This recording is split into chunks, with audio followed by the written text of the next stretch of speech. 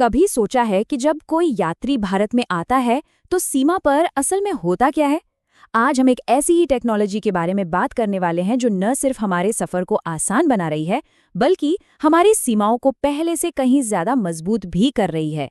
तो चलिए समझते हैं इस IVFRT योजना को। चलिए शुरुआत एक बहुत बड़े नंबर से करते हैं। 1800 करोड़ रुपया।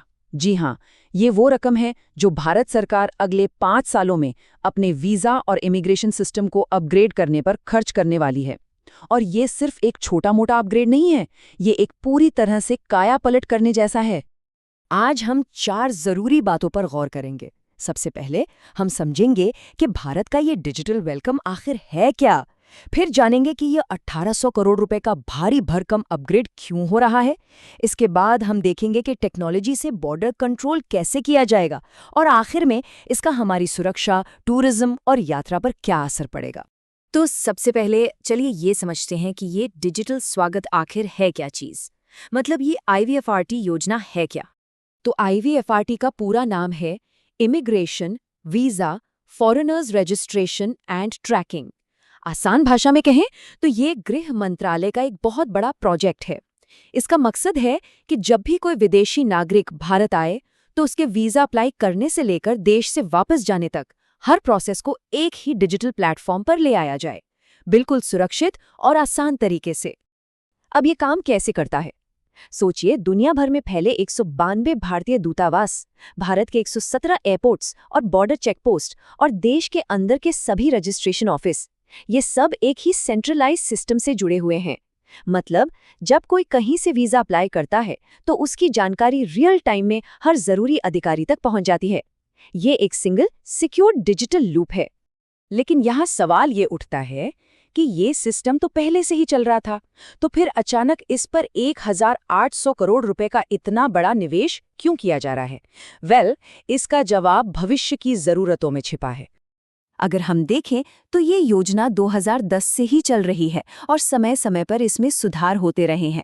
लेकिन 2026 से जो फेज शुरू हो रहा है वो सिर्फ एक रेगुलर अपडेट नहीं है, ये एक स्ट्रेटेजिक बदलाव है जो हमारी सीमाओं को आने वाले दशक के लिए तैयार करेगा। असल में इस अपग्रेड की 2 बहुत बड़ी वजह हैं।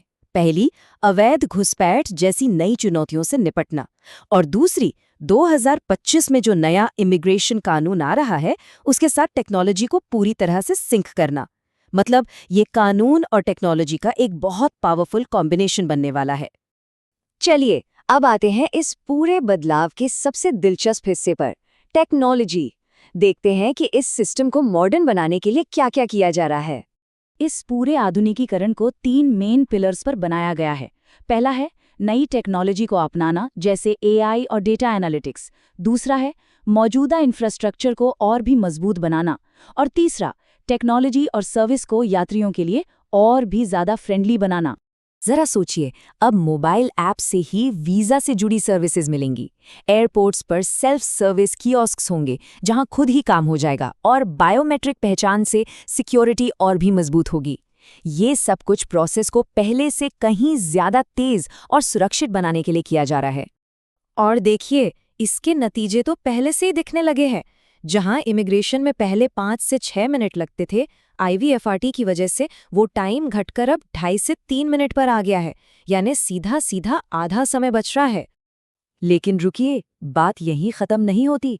अब एक नया प्रोग्राम आ रहा है, fast track immigration trusted traveller program, या FTI TTP। और इसके साथ ये समय घटकर सिर्फ 30 सेकंड रह जाएगा। जी हाँ, सिर्फ आधा मिनट। तो ये जो FTI TTP प्रोग्राम है, ये उन भरोसेमंद यात्रियों के लिए है जिनका ट्रैवल रिकॉर्ड बिल्कुल साफ है। देश के 13 बड़े एयरपोर्ट्स पर ऑटोमेटिक गेट्स लगाए जाएंगे। भारतीय नागरिक और OCI कार्ड होल्डर्स इन गेट्स का इस्तेमाल करके लगभग तुरंत इमिग्रेशन क्लियर कर पाएंगे। और सबसे अच्छी बात, ये सर्विस फिलहाल बिल्कुल फ्री है। तो इन सारे हाईटेक बदलावों का हम सब पर, देश पर और यात्रियों पर असल में क्या असर पड़ेगा? चलिए सुरक्षा, टूरिज्म और ट्रैवल पर इसके इम्पैक्ट को समझते हैं। देखिए, इसके दोहरे फायदे हैं। एक तरफ बेहतर डेटा एनालिटिक्स और ट्रैकिंग से हमारी राष्ट्रीय सुरक्षा मजबूत होती है, तो वहीं दूसरी तरफ जब वीज़ा मिलना आसान होता है और एयरपोर्ट पे समय बचता है, तो इससे सीधे सीधे टूरिज्म और बिजनेस को बहुत बड़ा बूस्ट मिलता है। यात्रियों के लिए तो ये एक गेम चेंजर है। अब वीज़ा प्रक्रिया 100% कॉन्टैक्टलेस और फेसलेस हो गई है। और ये जानकर हैरानी होगी कि 91% ई वीज़ा आजकल 72 आवर्स के अंदर अंदर प्रोसेस हो जाते हैं। ये स्पीड और सुविधा का एक बिल्कुल नया लेवल है। और ये सुविधा सिर्फ वीज़ा तक ही सीमित नहीं है। जो विदेशी नागरिक भारत में रहते हैं, उनके लिए रजिस्ट्रेशन या वीज़ा एक्सटेंशन जैसी सारी प्रक्रियाएं अब EFRRO पोर्टल पर ऑनलाइन हो गई हैं। मतलब ना कोई लंबी लाइन, ना कोई कागज़ का झंझट, सब कुछ फेसलेस, पेपरलेस और कैशलेस। तो जैसे जैसे हमारी सीमाएं डिजिटल होती जा रही हैं, ये हमें एक बहुत महत्वपूर्ण सवाल पर लाकर खड़ा कर देता है। एक आसान, बिना रुकावट वाली यात्रा और देश की पूरी सुरक्षा के बीच सही संतुलन कैसे बनाया जाए? ये एक ऐसा सवाल है जिसका जवाब हमें आने वाली टेक्नोलॉजी और नीतियां मिलकर देंगी।